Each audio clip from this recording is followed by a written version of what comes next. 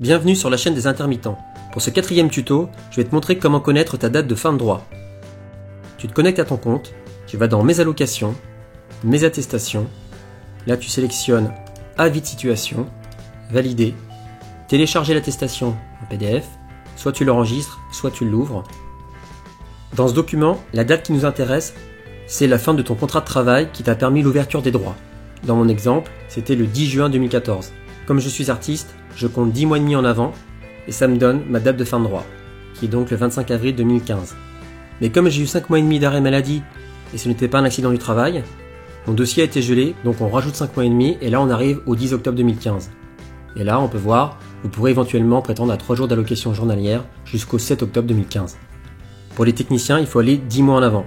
Cette première méthode permet de savoir approximativement ta date de fin de droit à condition de faire en moyenne une cinquantaine d'heures par mois. Quand tu es technicien, il faut en faire 51 heures minimum. Quand tu es artiste, il faut en faire 49 heures.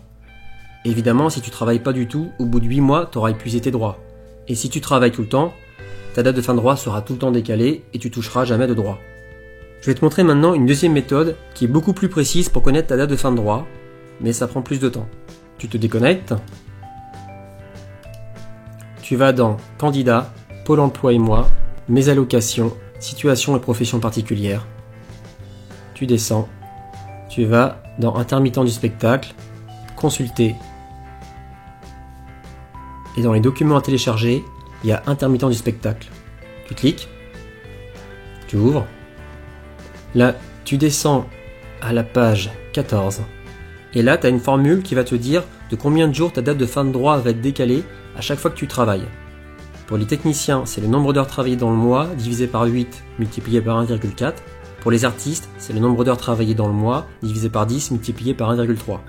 Le résultat obtenu est arrêté au chiffre entier. Remarque, en cas de période de formation, de congé maternité, de congé adoption ou d'accident du travail, le calcul est différent car on compte 5 heures par jour. Si tu as loupé les précédents tutos, clique ici. Et si tu as des sujets que tu veux que j'aborde, laisse-moi un commentaire. Je te dis à la semaine prochaine.